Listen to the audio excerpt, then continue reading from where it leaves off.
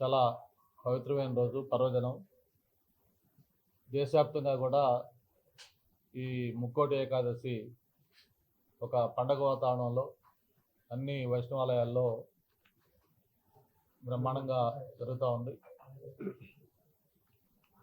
మన సింహాచలంలో కూడా ఉదయం స్వామివారి దర్శనం ఉత్తరద్వారం ద్వారా చేసుకొని రావడం జరిగింది. అలాగే మన రుషికొండలో ఉన్న టీటీడీ వెంకటేశ్వర స్వామి దేవస్థానంలో కూడా దర్శనం చేసుకోవడం జరిగింది. మీ అందరూ కూడా ఈరోజు అందన్న ప్రధాన ఉద్దేశం ఏంటంటే, రేపటితోటి ఈ సంవత్సరం ముగిపోతూ ఉంది. మళ్ళీ ఎల్లుండి నుంచి నూతన సంవత్సరం ప్రారంభం కాబోతూ ఉంది. ఈ సంవత్సరంలో ముఖ్యంగా మన ఆంధ్రప్రదేశ్ రాష్ట్రంలో జరిగిన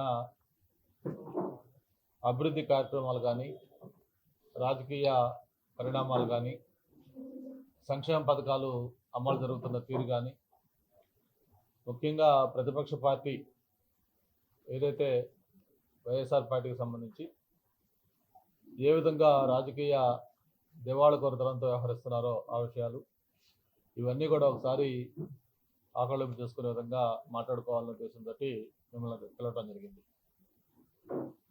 ముందు ఏదైతే కూటమి ప్రభుత్వం ఏర్పడక ముందు ఎలక్షన్స్లో 3 పార్టీల కలయికతో కలిపి ఎన్నికల మేనిఫెస్టో ఒకటి రిలీజ్ చేశారు.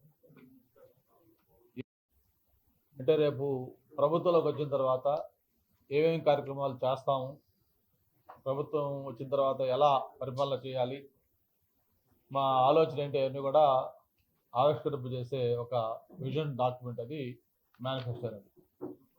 ఆ మేనిఫెస్టోలో భారతీయ జనతా పార్టీతో పాటు ప్రధానంగా తెలుగుదేశం, జనసేన 2 పార్టీలు కూడా కలిపి ఒక మేనిఫెస్టోని అనౌన్స్ చేసినప్పుడు ఈసారి ప్రత్యేకంగా సూపర్ 6 అని ఒక కార్యక్రమాన్ని, ఒక 6 సూపర్ హామీలు, ఏదైతే ఈ రాష్ట్రాన్ని ఒక గేమ్ చేంజర్గా ఉండే 6 హామీలకు సంబంధించి ఆ రోజు ప్రధానంగా ప్రస్తావించటం, ఎన్నికల సమయంలో కూడా దాన్ని మనం విస్తృతంగా ప్రచారం చేశాం. సూపర్ 6 ఈ కార్యక్రమాలని. అలాగే అప్పుడు వైఎస్ఆర్ పార్టీ కూడా ఆ సూపర్ 6 పథకాల గురించి ఎగతాళి చేస్తూ వాళ్ళు కూడా మాట్లాడారు. ఆ సూపర్ 6 పథకాలు చేయాలంటే రాష్ట్రం దివాళా తీస్తుంది, అది ఎట్టి పరిస్థితుల్లో కూడా వీలు కాదని చెప్పి కూడా వాళ్ళు చెప్పడం జరిగింది. ఒకసారి మీకు అవన్నీ కూడా గుర్తు చేయాల్సిన అవసరం ఉంది. ఇది ఆ రోజు మనం చెప్పిన ఈ సూపర్ 6 హామీలు. సూపర్ 6 ఈరోజు సూపర్ హిట్ అయింది. అంటే ఏదైతే మనం ఆ రోజు ఎన్నికలకు ముందు చెప్పామో సూపర్ 6 పేరుతో ఒక 6 హామీలు, ఆ 6 హామీలు కూడా ఒకసారి చూస్తే, ఒకటి, స్కూలుకు వెళ్ళే ప్రతి విద్యార్థికి ఏడాదికి 15,000 రూపాయలు, అంటే తల్లికి వందనం పథకం. అలాగే ప్రతి ఇంటికి ఉచితంగా ఏడాదికి 3 గ్యాస్ సిలిండర్లు.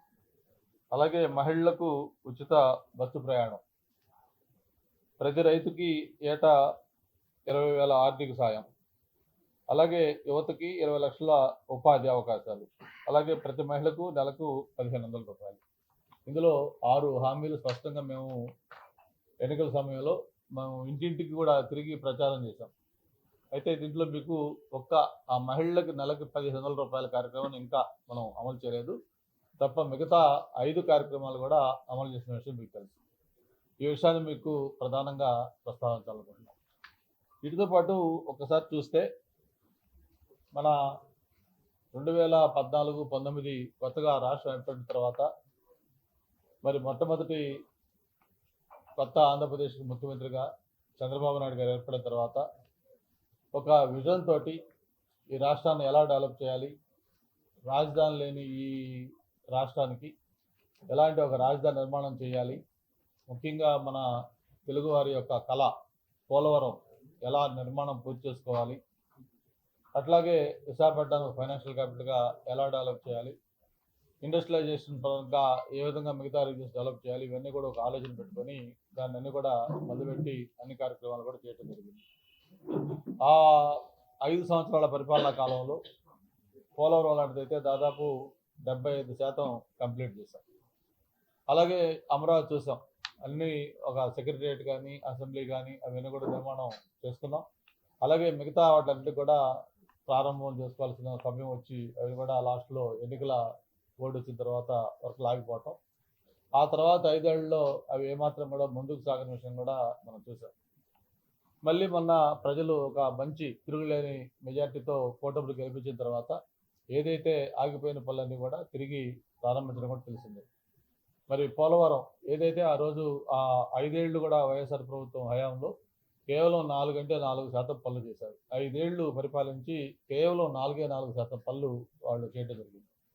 అంటే ఒక రకంగా చెప్పాలంటే పోలవరాన్ని పూర్తిగా పక్కన పెట్టి దాన్ని నిర్లక్ష్యం చేస్తే, మళ్ళీ ఈ ప్రభుత్వం వచ్చిన తర్వాత ఈ 18 నెలలు 1.5 ఇయర్ అయింది మనకి. ఈ 1.5 ఇయర్లో దాన్ని దాదాపు 88% పనులు పూర్తి కావచ్చు. మరి అటు పక్క కేంద్ర ప్రభుత్వం సమన్వయం చేసుకుంటూ, అలాగే రాష్ట్ర ప్రభుత్వం కూడా ఎప్పటికప్పుడు మానిటర్ చేసుకుంటూ పనులు వేగవంతం చేసి ఈరోజు 88% పనులు పోలవరం కంప్లీట్ చేసుకున్నాం.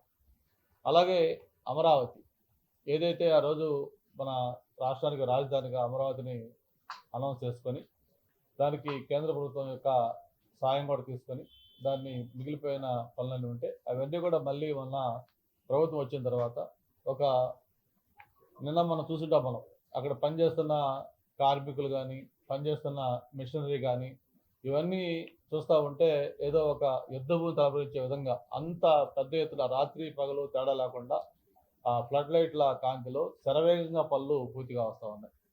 మొన్నే కొన్ని భవనాలు మనం పూర్తి చేసుకొని సిఆర్డీ లాంటి భవనాలు అయితే ఆల్రెడీ అక్కడ పనులు కూడా అందులో కార్యకలాపాలు కొనసాగిస్తూ ఉన్నారు. ప్రతి బిల్డింగ్ కూడా ఏదైతే ఐకానిక్ బిల్డింగ్స్ అసెంబ్లీ కావచ్చు, లేకపోతే మన గవర్నర్ బంగ్లా కావచ్చు, జ్యుడిషియల్ బిల్డింగ్లు కావచ్చు, మిగతా సెక్రటేరియట్లు కావచ్చు, లేకపోతే ఏ అయితే మనం నిర్మాణాలు చేయాలనుకుంటున్నామో అవన్నీ కూడా ఒక టైం ఫ్రేమ్ పెట్టి వాటిలన్నింటినీ కూడా ముందుకు తీసుకెళ్తున్న విషయం మనం చూస్తూ ఉన్నాం. ఆ పనులని కూడా త్వరలోనే అన్నీ కూడా వాటి షెడ్యూల్ ప్రకారం కంప్లీట్ చేసుకొని అవన్నీ కూడా అందుబాటులోకి తీసుకుంటారు జరుగుతుంది. అంటే ఎందుకు ఈ విషయం చెప్తా ఉన్నానంటే, ఏదైతే గతంలో జగన్మోహన్ రెడ్డి గారి ప్రభుత్వం ఒక ఆలోచన లేకుండా కేవలం ఒక కక్ష సాధింపు ధోరణితో వ్యవహరించారో, అమరావతిని ఒక శ్మశానంలాగా తయారు చేసి దాన్ని ఏమాత్రం అక్కడ యాక్టివిటీ జరగకుండా దాన్ని పూర్తిగా నిర్లక్ష్యం చేసి వదిలేసిన అమరావతి ఈరోజు మళ్ళీ ఒక ప్రజా రాజధానిగా తయారు కాబోతుంది. అలాగే ఈ రాష్ట్రానికి ఒక గేమ్ చేంజర్గా రాబోయే పోలవరం లాంటి ప్రాజెక్ట్ని కేవలం చంద్రబాబు నాయుడు గారికి క్రెడిట్ వస్తుందేమో, ఆయన హయాంలో దాన్ని వేగంగా పనులు చేశారు కాబట్టి మనం కూడా దాన్ని కొనసాగిస్తే లాభం ఏంటి అనే ఉద్దేశంతో దాన్ని పక్కన పెడితే ఈరోజు ఆ పోలవరాన్ని కూడా మళ్ళీ సర్వేయంగా కంప్లీట్ చేసుకుంటూ వెళ్తా ఉన్నాం. ఇట్లాగా ఒక్కొక్క అంశంలో ఆయన ఏదైతే ఒక విధ్వంసం సృష్టించి పరిపాలన మొత్తం కూడా అస్వస్థం చేశారో, దాని నుంచి ఈరోజు ఒక వికాసం వైపు ఈ రాష్ట్రాన్ని మళ్లిస్తూ పరిపాలన మొత్తం కూడా ఒక గాడిని పెట్టి ఈరోజు ఆంధ్రప్రదేశ్ వైపు అందరూ చూసే విధంగా ఈ రాష్ట్రాన్ని ముందుకు తీసుకెళ్తున్నారు చంద్రబాబు నాయుడు గారి నాయకత్వంలో ఈ ప్రభుత్వం. మరి చూసాం మనం 18 నెలలు మరి రాష్ట్రంలో ఏం మ్యాజిక్ జరిగింది అని ప్రతి ఒక్కరు కూడా ఆలోచించుకునే విధంగా అందరూ ఈరోజు చూస్తూ ఉన్నారు ఆంధ్రప్రదేశ్ వైపు. ఒకప్పుడు ఆంధ్రప్రదేశ్కి పెట్టుబడులు రావాలంటే భయపడిపోయేవాళ్ళు. ఏదైనా పరిశ్రమ పెట్టాలంటే మనకెందుకు బాబాయ్ ఆంధ్రప్రదేశ్, ఇక్కడి నుంచి అవసరం లేదు అని చెప్పి పరిగెత్తి పారిపోయే పరిస్థితులు. అంతేకాదు అంతకుముందు ఇన్వెస్ట్మెంట్స్ అంటే ఒక మహారాష్ట్ర, గుజరాత్, తమిళనాడు, లేకపోతే కర్ణాటక, లేదు హైదరాబాద్ క్యాపిటల్గా ఉన్న తెలంగాణ, ఇలాంటి రాష్ట్రాలు ఎప్పుడు కూడా గుర్తొచ్చాయి. మరి ఈరోజు అవన్నీ కూడా పక్కకు వేసి ఎవరైనా ఇన్వెస్ట్మెంట్ చేయాలి, ఒక పరిశ్రమ పెట్టాలి, ఒక కొత్త యాక్టివిటీ క్రియేట్ చేయాలంటే ఫస్ట్ అందరికి గుర్తొచ్చేది ఆంధ్రప్రదేశ్ వచ్చింది. ఎందుకు ఈ 18 నెలల్లో జరిగిన మార్పు ఏంటి? మిగతా రాష్ట్రాలు కూడా ఆలోచిస్తూ ఉన్నాయి, ఏంటి అక్కడ ఏం మ్యాజిక్ జరిగింది, ఎందుకు అందరూ కూడా ఆంధ్రప్రదేశ్ చూస్తున్నారంటే అక్కడ మ్యాజిక్ అంతా కూడా కేవలం ఒక చంద్రబాబు నాయుడు గారే. ఏదైతే ఒక అనుభవం ఉన్న విజనరీ నాయకుడు, ఒక సమర్థవంతమైన నాయకత్వం, ఒక చక్కటి ప్రభుత్వ పాలసీలు, అంతేకాకుండా ఒక లా అండ్ ఆర్డర్ సమస్య లేకుండా ఏదైనా ఒక పరిశ్రమ పెట్టుకుంటే వాళ్ళకి సజావుగా ఆ పరిశ్రమ రన్ కావడానికి కావాల్సిన మిగతా facilities, uninterrupted power, sufficient water, reasonable eco systems, ఇవన్నీ కూడా ఈరోజు ఇక్కడ ఉన్నాయి. కాబట్టి ఏదైనా పరిశ్రమలకు ఫస్ట్ చాయిస్ కింద ఆంధ్రప్రదేశ్ తయారైంది. అందుకే ఈ 18 నెలల పరిపాలనా కాలంలో ఇన్ని లక్షల కోట్ల రూపాయల ఇన్వెస్ట్మెంట్స్ ఆంధ్రప్రదేశ్ వస్తూ ఉన్నాయి. అది యూ టేక్ ఎనీ ఐటీ కావచ్చు, సెమీ కండక్టర్స్ కావచ్చు, లేకపోతే మెగా ఇండస్ట్రీస్ కావచ్చు, లేకపోతే క్వాంటమ్ వ్యాలీ కావచ్చు, ఏది తీసుకున్నా కూడా ఆంధ్రప్రదేశ్ వైపు చూస్తూ ఉన్నాయి. మరి ఎందుకు ఇవి చేస్తా ఉన్నాయంటే ఒక బెస్ట్ పాలసీస్, అంతేకాకుండా దేశంలో ఎక్కడా లేని విధంగా ఇండస్ట్రీస్ ఇన్సెంటివ్స్ సంబంధించి కూడా ఒక క్లియర్ కట్ పాలసీ తీసుకొని కొత్తగా ఫస్ట్ టైం ఆంధ్రప్రదేశ్లోనే దేశంలో ఎక్కడ లేని విధంగా ఒక ఎస్క్రో అకౌంట్ కూడా ఆ ఇన్సెంటివ్స్ సంబంధించి ఇది పెట్టి ఆ పారిశ్రామికవేత్తలకు ఒక నమ్మకం కలిగించే విధంగా ప్రభుత్వం నిర్ణయం తీసుకుంది. అందుకే పరిశ్రమలు ఇటువైపు పరుగులు తీస్తూ ఉన్నాయి. గతంలో పరిశ్రమలు చూసాం మనం, ఏదైతే జగన్మోహన్ రెడ్డి గారి హయాంలో కొత్తగా పరిశ్రమలు పెట్టేది పోయి ఇక్కడ ఉన్న పరిశ్రమలు కూడా వాళ్ళు మాకు ఇక్కడ వద్దు, ఎక్స్పాన్షన్ అంటే మళ్ళీ మేము వేరే రాష్ట్రాలకు వెళ్తామని వెళ్ళిన సంఘటనలు మనకు తెలుసు. అమర్రాజా బ్యాటరీస్ మరి ఒక తెలుగు వాళ్ళ పరిశ్రమ వేలాది మందికి ఉపాధి కల్పిస్తూ ఉంది. అటువంటి అమర్రాజా బ్యాటరీస్ ఎక్స్పాన్షన్ కావాలంటే వాళ్ళని ఏ విధంగా ఆ రోజు ప్రభుత్వం హెరాస్ చేసిందో మనం అందరూ కూడా చూసాం. వాళ్ళ హెరాస్మెంట్ తట్టుకోలేక ఆయన మాకు ఇక్కడ మేము పరిశ్రమ కాదు, మేము పక్క రాష్ట్రంకి వెళ్తామని చెప్పని హైదరాబాద్లో, తమిళనాడులో వాళ్ళ యాక్టివిటీ స్టార్ట్ చేసుకున్నారు. అలాగే ఆ రోజు లూలు ఏదైతే ఇక్కడ విశాఖపట్నంలో ఒక ఐకానిక్ మాల్ ఒకటి నిర్మిద్దాం, వైజాగ్ ఒక ఇమేజ్ తెచ్చే విధంగా అది కన్స్ట్రక్ట్ చేద్దామని చెప్పి మొత్తం కూడా దాన్ని వాళ్ళకి హ్యాండ్ ఓవర్ చేస్తే దాన్ని కూడా ఆ ముఖ్యమంత్రి గారి యాటిట్యూడ్ తోటి దాన్ని ఇక్కడ లేకుండా పారిపోయేటట్టు చేశారు.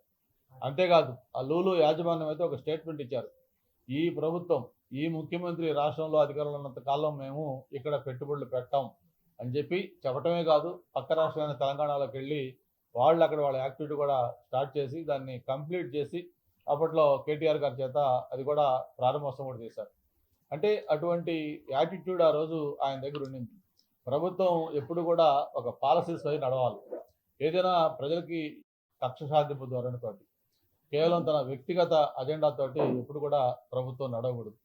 ఆ ప్రభుత్వం ఎలా పనిచేసిందో మనం ఒకసారి గుర్తు చేసుకోవాల్సిన అవసరం ఉంది. ఏదైతే ప్రభుత్వం వచ్చిన వెంటనే మొట్టమొదటి కలెక్టర్ల సమావేశం పెట్టిన ప్రజావేదిక పర్పస్ ఏంటంటే ప్రభుత్వంలో మంత్రులు, అధికారులు లేకపోతే ఎవరైతే ఈ నిర్ణయాత్మకమైన పొజిషన్లో ఉంటున్నారో అటువంటి వ్యక్తులను కలుసుకునే దానికి వేదిక నిర్మించారు. ప్రజావేదిక ఉండొచ్చు, లేకపోతే ఇంకోటి ఉండయనే వాళ్ళు భావించవచ్చు, కానీ ఇది నిర్మించింది ప్రభుత్వం నిర్మించిన నిర్మాణాన్ని ప్రభుత్వం కూల్చివేయటం దేశంలో ఎక్కడ కూడా జరగల. ఏదైనా ప్రైవేట్ వ్యక్తులు వైలేట్ చేస్తే దాని ఏదైనా కొంచెం యాక్షన్ తీసుకుంటారు, అది ఓకే. లేదు ప్రభుత్వం ఏదైనా ఒక వైలేట్ చేస్తే కూడా అది పూర్తిగా నట్ అండ్ బోల్ట్స్ తోటి నిర్మాణం చేసిన ఒక టెక్నాలజీ చేసింది. అది ఒకవేళ ప్రభుత్వం అక్కడ వద్దనుకుంటే దాన్ని వెంటనే మొత్తం ఓడ తీసేసి దాన్ని ఇంకో చోట ఏర్పాటు చేసుకోవచ్చు. కానీ ఆయన యాటిట్యూడ్ ఎలాగ ఉందంటే ఆ కలెక్టరల్ కాన్ఫరెన్స్ ఎక్కడైతే పెట్టాడో ఆ మీటింగ్లో అనౌన్స్ చేసి ఆ మీటింగ్ అంతా అక్కడ పెట్టుకొని ఈ బిల్డింగ్ని మనం కూల్చేస్తున్నాం, దీని నుంచి ఒక ఎగ్జాంపుల్ ఇద్దాం అని చెప్పి ఆ బిల్డింగ్ని కూల్చేయడం జరిగింది. కూల్చేయడం కూడా ఎలాగంటే ఒక పైశాచికంగా వ్యవహరిస్తే ఎలాగుంటుందో ఆ సాడిజం మెంటాలిటీ తోటి ఆ బిల్డింగ్ను కూడా ఆ ప్రక్లైన్లో జేసీబీలు తెచ్చి దాన్ని కూల్చేసి కనీసం ఆ డెబ్రిస్ కూడా ఏదైతే ఆ కూల్చేసిన రేకులు కానీ లేకపోతే ఆ షీట్లు కానీ లేదా మీద ఇనప ఈ కమ్మీలు కానీ కూడా అక్కడి నుంచి తొలగించకుండా అది అక్కడే ఆ కుప్పని అలాగే ఆ 5 ఏళ్ళు కూడా ఉంచారు. అంటే ఏంటంటే పక్కనే గౌరవ చంద్రబాబు నాయుడు గారి నివాసం ఉంటున్నారు.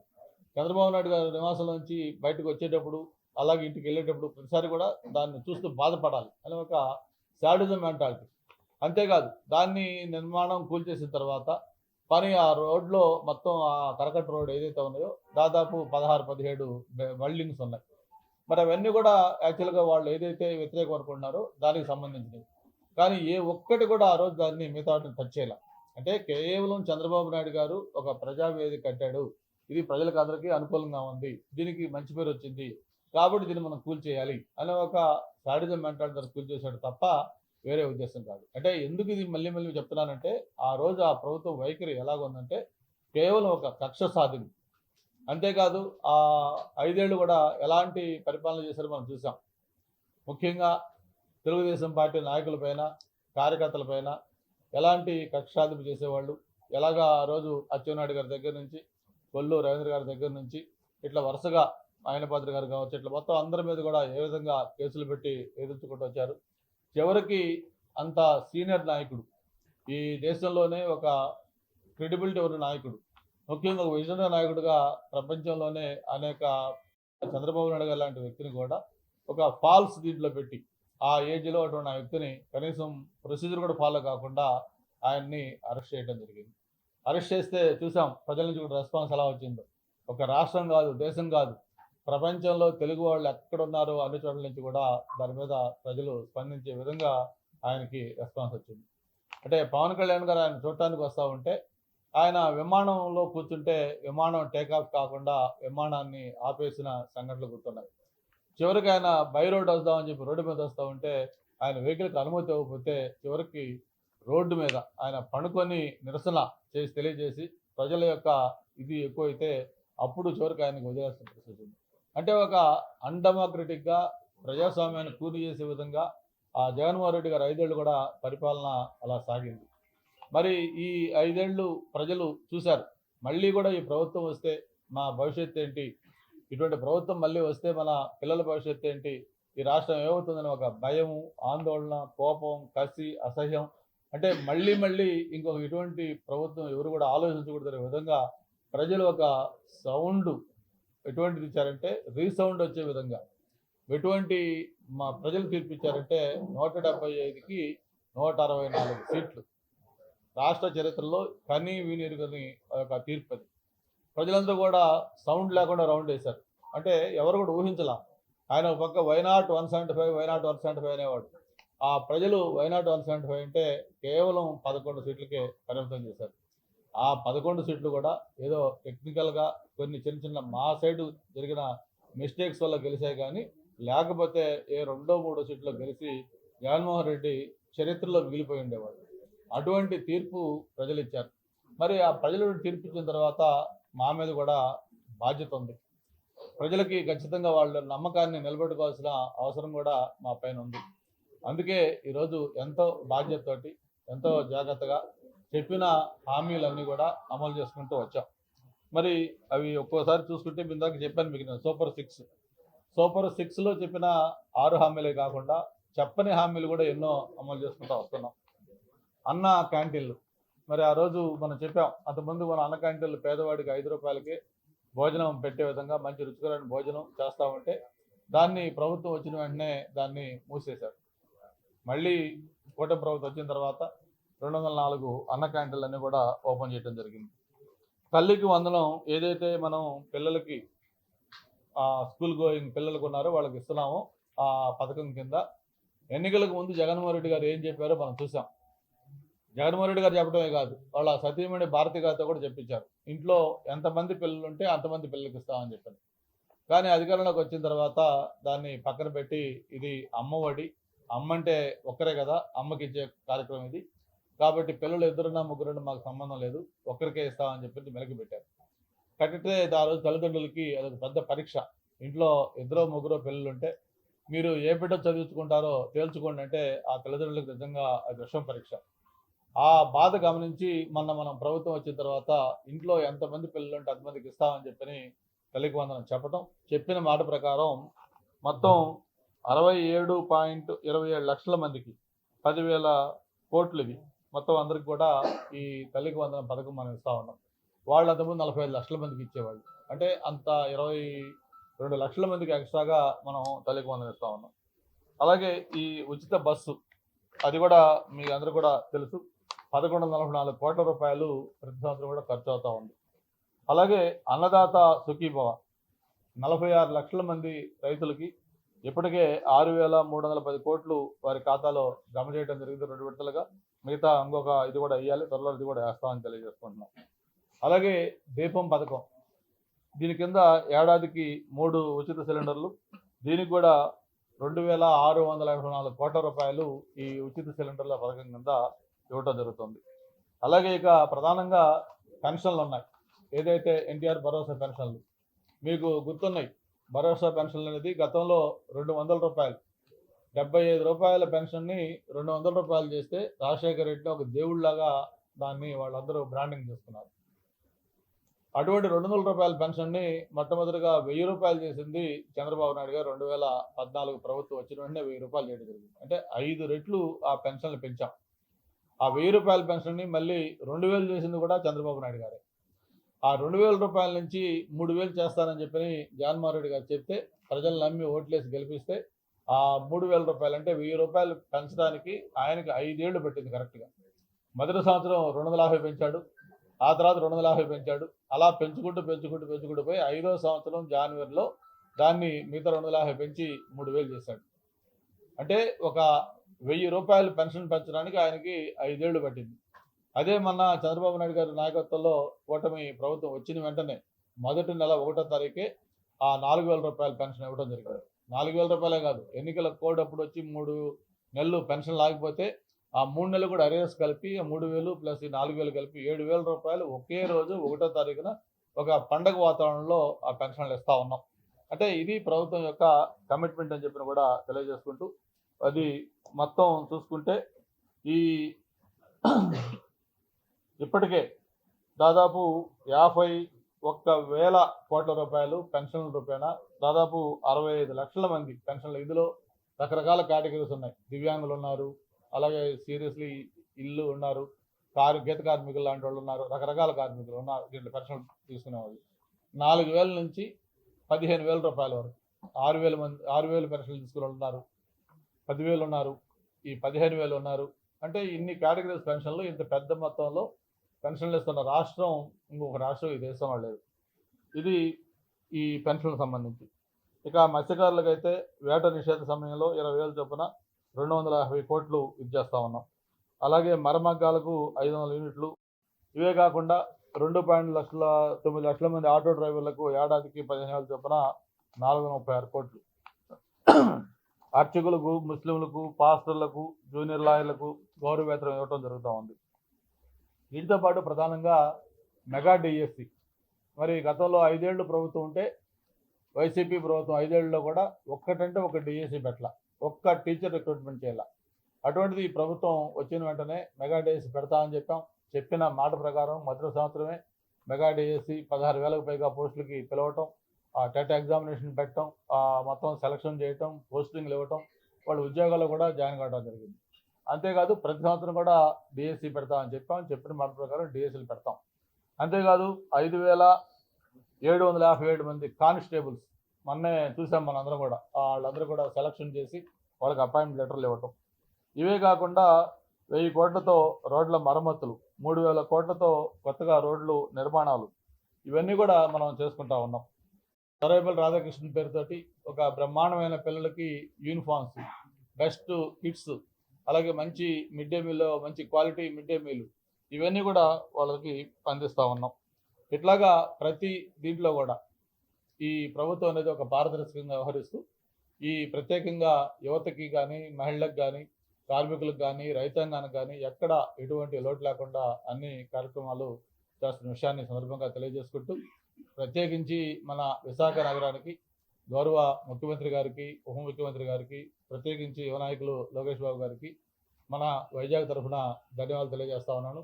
ఎందుకంటే గూగుల్ లాంటి ఒక మెగా దీన్ని వైజాగ్కి తీసుకురావటం, గూగుల్తో పాటు రిలయన్స్, అలాగే మెటా, సిఫీ, అలాగే బ్రూక్ ఫీల్డ్, ఈ యాక్సెంచరు, కాగ్నిజెంట్, టీసీఎస్, సత్వ, ఇట్లా ఎన్నో పరిశ్రమలన్నీ కూడా వైజాగ్కి వస్తూ ఉన్నాయి. రహేజా లాంటివి కూడా, ఇవన్నీ కూడా వైజాగ్కు రావడంతో భవిష్యత్తులో వేలాది మంది యువతకి ఉపాధి ఇక్కడ లభించే ఏర్పాట్లు జరుగుతూ ఉన్నాయి. ఈ విధంగా వైజాగ్ని అన్ని రకాలుగా కూడా ముందుకు తీసుకెళ్తున్నందుకు ప్రత్యేకించి ఈ ముగ్గురికి, కేంద్రం నుంచి సపోర్ట్ ఇస్తున్న నరేంద్ర మోడీ గారికి కూడా ప్రత్యేకమైన ధన్యవాదాలు తెలియజేసుకుంటా ఉన్నాను. మరోపక్క నేషనల్ హైవే ప్రాజెక్ట్స్ కానీ, రైల్వే ప్రాజెక్టులు కానీ లక్షలాది కోట్లతోటి ఈరోజు ఆంధ్రప్రదేశ్కి శాంక్షన్ చేస్తూ ఉన్నారు. అవన్నీ కూడా సర్వేయంగా అవుతా ఉన్నాయి. ఏదైతే ప్రజలు కోరుకుంటా ఉన్నారో, కోరుకున్న విధంగా వాళ్ళు పెట్టుకున్న నమ్మకం ఒమ్ము చేయకుండా ఆంధ్రప్రదేశ్ రాష్ట్రాన్ని అన్ని రంగాల్లో కూడా ముందుండే విధంగా డెవలప్ చేసేదానికి అన్ని ప్రయత్నాలు కూడా చేస్తున్నామని చెప్పి కూడా తెలియజేసుకుంటూ, మన ఏదైతే సమ్మిట్ ఉందో, సమ్మిట్ ఇప్పుడు చూసాం దాదాపు మొత్తం 13.25 లక్షల కోట్ల ఎంఓయూలు. అంటే గతంలో ఎంఓయూలు అంటే వాళ్ళు ఎలా చేశారో చూసేవాళ్ళం. ఏదో వాళ్ళ అక్కడ పనిచేస్తున్న అవుట్సోర్సింగ్ ఉద్యోగస్తులకు కోట్లేసి వాళ్ళతో ఎంఓయూలు చేయించారు. అలాంటి పరిస్థితి కాకుండా ఈరోజు ఒక లీగల్ వెయిటింగ్ చేసుకొని, ఆ కంపెనీ బ్యాక్గ్రౌండ్ టెస్ట్ చేసుకొని, అవన్నీ కూడా సిస్టమేటిక్గా ఉన్న వాటిల్లోనే ఆ ఎంఓయూలకి అలౌ చేయడం జరిగింది. అటువంటి మొత్తం మెగా కంపెనీలు అటువంటివన్నీ కూడా ఈరోజు ఎంఓయూలు చేసుకున్నారు. ఆల్రెడీ వాటన్నింటిలో ఫౌండేషన్లు కూడా చాలా వరకు వేసుకొని వర్కులు కూడా కమెన్స్ అయిపోవడం జరుగుతూ ఉంది. ఇది ఏదైతే ఒక ఎంఓయూ చేసుకున్నారో ఫౌండేషన్ వేస్తూ ఉన్నారో దానికి టైం ఫ్రేమ్ కూడా పెట్టడం జరిగింది. ఆ టైం ఫ్రేమ్ ప్రకారం ఖచ్చితంగా 12 మంత్స్లో వాళ్ళు ఆ వర్క్ కంప్లీట్ చేయాలి. లేని పరిస్థితుల్లో దానికి జెన్యూన్ రీజన్ ఏదైనా ఉంటే తప్ప అదర్వైజ్ ఎందుకనేది వాళ్ళు ఎక్స్ప్లెనేషన్ ఇవ్వాల్సిన అవసరం ఉంది. ఈ విధంగా ప్రతి కూడా ఒక సిస్టమేటిక్గా దాన్ని ఫాలోఅప్ చేస్తున్నారని చెప్పి కూడా తెలియజేసుకుంటూ రాబోయే రోజుల్లో విశాఖ అనేది కంప్లీట్గా రూపురేఖలు మారిపోతా ఉంది. ముఖ్యత్రమే మనకి వచ్చే జూన్ జూలైలో అంతర్జాతీయ విమానాశ్రయం స్టార్ట్ కాబోతా ఉంది. రేపు 4వ తారీఖున రామ్మోహన్ రెడ్డి గారి ఆధ్వర్యంలో దాన్ని ఫస్ట్ ట్రయల్ ఇది కూడా చూస్తున్నారు. ఆ ఇంటర్నేషనల్ ఎయిర్పోర్ట్ వన్స్ భోగాపురంలో స్టార్ట్ అయిన తర్వాత ఈ విశాఖపట్నంలో గూగుల్ రేపు మార్చిలో ఫౌండేషన్ వేసుకోబోతా ఉంది. ఇవన్నీ కూడా వర్క్ వన్స్ స్టార్ట్ అయిన తర్వాత ఆంధ్రప్రదేశ్ ముఖ చిత్రమే మారిపోతూ ఉంటుంది. వైజాగ్ అనేది ఒక ఎకనామిక్ హబ్గా మారిపోతూ ఉంది. డేటా సెంటర్స్ అయితే అమెరికా తర్వాత ఇండియాలోనే కాదు ఏ దేశంలో లేనండి మన ఈ డేటా సెంటర్స్. గూగులే కాదు, గూగుల్తో పాటు మొత్తం 6 గిగావాట్ ఈ డేటా సెంటర్స్ వైజాగ్ రాబోతా ఉన్నాయి. కోట్లాది రూపాయలు ఒక్క ఏదైతే గూగుల్ ఉందో గూగుల్ ఒకటే 1,30,000 కోట్ల రూపాయల ఇన్వెస్ట్మెంట్స్. అట్లాగే రిలయన్స్ కావచ్చు, మెటా కావచ్చు, టీసీఎస్ కావచ్చు, సిపి కావచ్చు, ఇట్లా ఇవన్నీ కూడా ఈ డేటా సెంటర్లు వస్తూ ఉన్నాయి.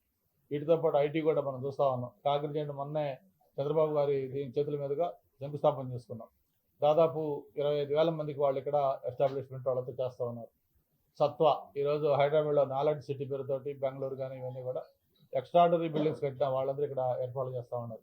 వాల్టెక్ సెంటర్, రహేజా అన్నీ ఈరోజు ఒక సోకాల్డ్ మనం అందరం ఎప్పుడు గొప్పగా చెప్పుకునే కంప్యూటర్ని కూడా వైజాగ్ వైపు చూస్తూ ఉన్నాయి. అటువంటి వైజాగ్లో ఈ ఇందులో ప్రధానంగా కూడా నాకు యాజ్ ఏ భీమిలి శాసనసభ్యుడిగా కూడా ఒక సంతోషమైన విషయం ఏంటంటే మొత్తం ఇందులో మెజారిటీ ఐటీ కానీ టూరిజం కానీ ప్రాజెక్టులను కూడా మన భీమిలి నియోజకవర్గంలో వస్తూ ఉన్నాయి. స్థానిక శాసనసభ్యుడు నాకు కూడా చాలా ఆనందంగా ఉంది. మా కార్పొరేటర్లు కానీ మా నాయకులందరూ కూడా ఎప్పటికప్పుడు దానికి సహకరిస్తూ ఉన్నారు. భవిష్యత్తులో భీమిలి అనేది ఒక మోడల్ నియోజకవర్గం చేయడం కోసం అందరం కూడా కృషి చేస్తాం. ఏదైతే మొన్న ఎన్నికల్లో 93,000 ఓట్ల మెజారిటీతోటి రాష్ట్రంలోనే 2వ స్థానం వచ్చే విధంగా మాకు మద్దతు పలికి మాకు ఒక గౌరవం ఇచ్చారు. ఆ గౌరవం నిలబెట్టుకునే విధంగా ఈ సంవత్సరం ఇప్పుడు దాకా కూడా సాగింది. ఇంకా రాబోయే రోజుల్లో కూడా మరిన్ని కార్యక్రమాలు చేసి భీమిలిని ఒక రోల్ మోడల్గా చేసుకుంటాం. విశాఖపట్నం డెవలప్మెంట్కి మొత్తం ఒక కేర్ ఆఫ్ అడ్రస్ ఉంటాం. ఆంధ్రప్రదేశ్ని ఒక మంచి రాష్ట్రంగా ముందుంచడంలో మేమందరం కూడా పాల్పంచుకుంటామని చెప్పని మీ ద్వారా తెలియజేసుకుంటూ మరొకసారి అందరూ కూడా ఈ సంవత్సరంలో జరిగిన కార్యక్రమాలు అలాగే అన్ని వీళ్ళని వరకు చెప్పుకున్నాం. ప్రధానంగా వైఎస్ఆర్ పార్టీ నాయకులకు ఒకటే నేను అప్పీల్ చేస్తూ ఉన్నాను. వాళ్ళకి చేతనైతే ఏదైనా ఒక మంచి కార్యక్రమం జరుగుతున్నప్పుడు దాన్ని కనీసం సమర్థించకపోయినా క్వైట్గా ఉండడం నేర్చుకోవాలి. ఈరోజు గూగుల్ వస్తే గూగుల్ వాళ్ళు పెద్ద లాభం ఏంటి అని అనుకుంది. మళ్ళీ కొద్ది రోజులు అయిపోయిన తర్వాత గూగుల్ సుందర పిచ్చై గారు స్టేట్మెంట్ ఇచ్చి ఇట్లా వస్తూ ఉంది, ఇంత వైజాగ్ లాంటి ఒక బ్యూటిఫుల్ కోస్టల్ సిటీలో ఇట్లా పెట్టబోతామని చెప్పిన తర్వాత మళ్ళీ ప్లేట్ మార్చేశారు. గూగుల్ని మేమే తెచ్చాం, మాదే గూగుల్ అంటే అదాని, అదాని అంటే మేము తెచ్చాము అంటే ఇట్లా ఒక దొంగతిరుగుడుగా అని వాళ్ళు మాట్లాడే పద్ధతి ఉంది. ప్రజలన్నీ కూడా గమనిస్తూ ఉన్నారు.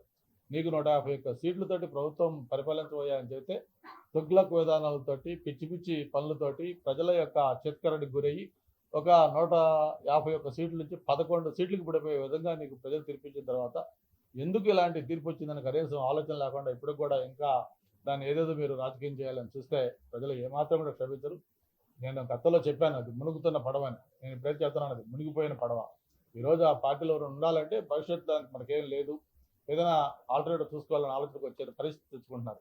కాబట్టి ఇప్పటికైనా సరే చరిత్రలో మిగిలిపోకుండా కనీసం ఒక ఏదో దీనిగా ఉండాలంటే ప్రజలు ఏం కోరుకుంటున్నారు, వాళ్ళ ఆలోచనలు ఏ విధంగా ఉన్నాయి, ఏదైనా మంచి చేస్తే మంచిని మంచిగా అంటాం, లేదు నిజంగా ఏదైనా తప్పు చేసినప్పుడు మీరు ప్రతిపక్ష పార్టీగా రాజకీయ పార్టీలు మీకు హక్కు ఉంది. కానీ ప్రతిదానికి కూడా మంచికి చెడుకి అన్నిటి కూడా మాది ఒకటే మంత్రం, మేము ఒకటే చేస్తాం, మేము రఫ్ అంటాం, లేకపోతే అవి చేస్తాం అంటే ప్రజలు మీకు తిరుగులేని తీర్పు చెప్పారు. భవిష్యత్తులో మరింత గుణపాఠం చెప్పే రోజులు వస్తాయని చెప్పి కూడా తెలియజేసుకుంటాం.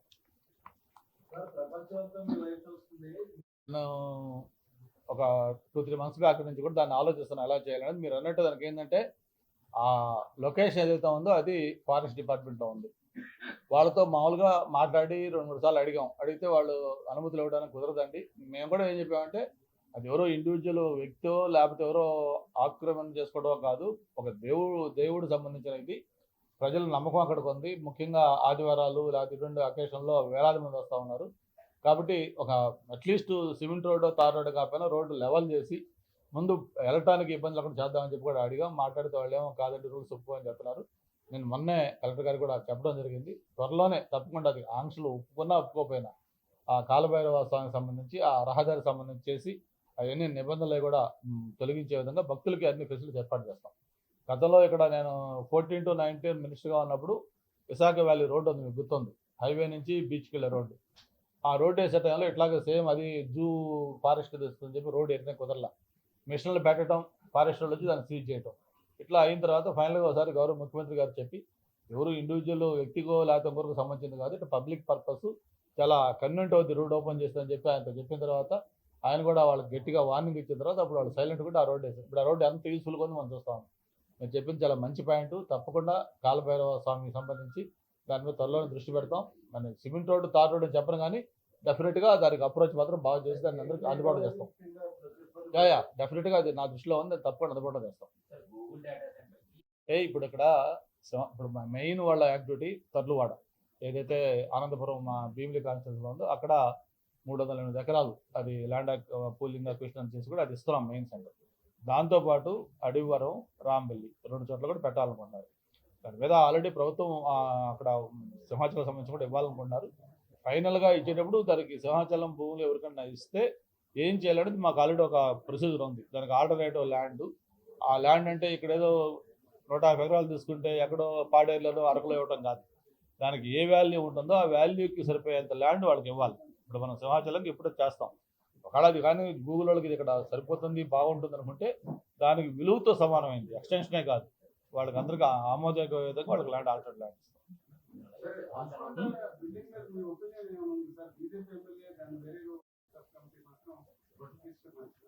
కేబినెట్ సబ్ కమిటీ ఏమి ఇంతవరకు నిర్ణయం తీసుకోలేదు. గౌరవ ముఖ్యమంత్రి గారు, ఉప ముఖ్యమంత్రి గారు అందరూ కూడా దాని మీద చాలా సీరియస్గా, ఎందుకంటే 1.5 year అయింది, నిర్మాణాలు కూడా పాడైపోతా ఉన్నాయి, అంతా 500 కోట్ల రూపాయలు పెట్టారు, దాన్ని ఏ విధంగా చేస్తే అందరికీ ఉపయోగం ఉంటుంది, బాగుంటుంది రాష్ట్రానికి కూడా ఉద్దేశం మీద సీరియస్గా దృష్టి పెట్టండి అని చెప్పి చెప్పడం జరిగింది. ముఖ్యమంత్రి గారు వైజాగ్ వచ్చిన ప్రతిసారి కూడా ఇక్కడ ఉన్న అందరూ నాయకులతో కూడా చెప్తా ఉన్నారు. అందుకే దాన్ని స్పీడప్ చేయడం కోసం కేబినెట్ సబ్ కమిటీ వేశారు. పయ్యావల కేశవ్ గారు, దుర్గేష్ గారు, స్వామి గారు, సత్యకుమార్ గారితో వాళ్ళు ఇప్పటికే 4-5 దఫాలు కూర్చున్నారు, రకరకాల ప్రపోజల్స్ తీసుకుంటా ఉన్నారు.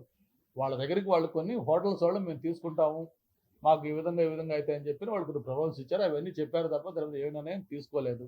విష్ణుకుమార్ రాజు గారు చెప్పింది ఏంటంటే ఇక్కడ స్థానిక ప్రజాప్రతినిధులతో మాట్లాడమన్నారు. వాళ్ళు కూడా కేబినెట్ సబ్ కమిటీ కూడా త్వరలోనే వైజాగ్ రాబోతా ఉన్నారు, ఇక్కడ అందరితో కూడా మాట్లాడతారు. ఆల్రెడీ దాని మీద బిల్డింగ్ సంబంధించి కూడా ఇంకేమైనా నిర్మాణం ఎక్స్ట్రా చేసుకోవచ్చా, పైన ఎక్స్ట్రా రూల్ వేయచ్చా, లేకపోతే ఇంకేమైనా పక్కన ల్యాండ్ కింద ఉందా, ఇవన్నీ కూడా వైబుల్ కావాలంటే తీసుకోవడానికి ఎలా చేయాలి, అసలు ఏం చేయాలి, అక్కడ హోటల్సా, టూరిజం సంబంధించా, లేదు ఇంకోటా ఏంటనేది ఇంతవరకు ఏమీ నిర్ణయం ఏది తీసుకోవాలి. విష్ణుకుమార్ రాజు గారు ఏంటంటే మాతో కూడా మాట్లాడినారు, తప్పకుండా అందరితో కూడా మాట్లాడి నిర్ణయం తీసుకుంటారు.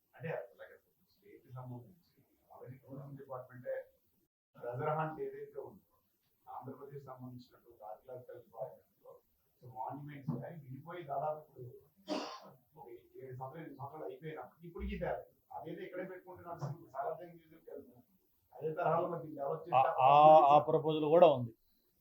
ఇప్పుడు ఇది ఏది చేయాలనేది హోటల్కి ఇవ్వాలా, లేకపోతే మ్యూజియం చేయాలా, వరల్డ్ ట్రేడ్ సెంటర్ లాగా దాన్ని పెట్టాలా, లేకపోతే స్పిరిచువల్ సెంటర్ చేయాలా, లేకపోతే ఇంకోటి చేయాలా, ఏది చేయాలన్నా కూడా మెయింటెనెన్స్తో కూడుకోదు. ఫస్ట్ పాయింట్, ఇప్పుడు ఊరికే దాన్ని అక్కడ పెడితే అట్లా వదిలేటే కుదరదు, అది డైరెక్ట్గా సీ బ్రీజ్ తెలియదు కాబట్టి ఆ మెయింటెనెన్స్ కూడా చాలా ఎక్కువ అవుతుంది. ఆ మెయింటెనెన్స్ దృష్టిలో పెట్టుకోవాలి, ఆ లొకేషన్ శానిటీ దెబ్బతినకుండా చేయాలి, ఇవన్నీ దృష్టిలో పెట్టుకొని అందుకే ఇంత డిలే అయింది. ఎందుకు అయిందంటే దాన్ని అందరూ మెచ్చుకునే విధంగా నిర్ణయం తీసుకోవాలి, డిలే అవుతుంది. ఓకే, సింహాచలం ప్రసాదంలోని వైరల్ అవుతుంది. సింహాచలం ప్రసాదం పులిహారలోని చూసా అనౌన్స్ చేయలేదు సార్, ఈ రోజు విపరీతంగా ట్రోల్ అయింది. దాని మీద ఈవో కానీ సంబంధిత అధికారులు కానీ స్పందించలేదు. కనీసం పోలీస్ కంప్లైంట్ ఇస్తే రేపు పొద్దున మంచి రోజు అటువంటివన్నీ ఈ విధంగా చేస్తున్నారు.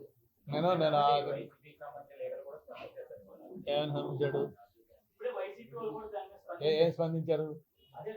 మీరు చెప్పినట్టుగా అది సోషల్ మీడియాలో ట్రోల్ అయిన వెంటనే నేను ఈవో అని ఎక్స్ప్లెనేషన్ అడిగాను. యాక్చువల్గా ఈవో చెప్పిన ఇన్ఫర్మేషన్ ప్రకారం ఏంటంటే ఒక యూట్యూబర్ వైఫ్ అండ్ హస్బెండ్ వచ్చారు, ఒక ప్రసాదం కౌంటర్ దగ్గర అతన్ని సరిగా వాళ్ళు ఏదో రెస్పాండ్ కాకపోతే అతను అక్కడ వార్న్ చేసి నేను ఇట్లా చేస్తున్నాను అని చెప్పి అతను మరీ ఆ విధంగా చేశాడు అని చెప్పేది వాళ్ళు చెప్పింది. తర్వాత దాన్ని ఏదైతే వాళ్ళు ఇచ్చిన ప్రసాదం నత్త అన్నారో దాన్ని చూస్తే ప్రసాదంలో నత్తుంటే దాని కండిషన్ వేరేగా ఉంటుంది, వేరే దాన్ని అంత అయిపోయినాక ప్రసాదంలో తెచ్చి పెడితే ఒకలాగా ఉంటుంది.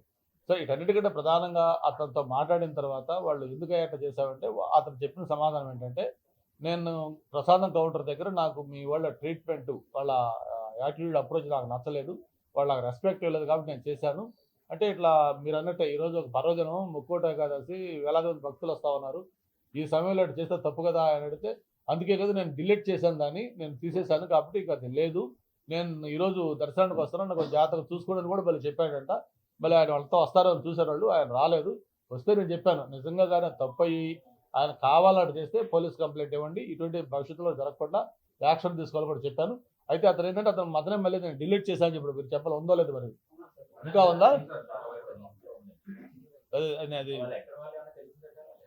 వాళ్ళతో తెలిసింది. ఇప్పుడు ఈరోజు వస్తానన్నారట టెంపుల్కి, మళ్ళీ చూస్తారని వస్తే చూసుకోవడాలని. నేను ఈరోజు దర్శనానికి వస్తున్నాను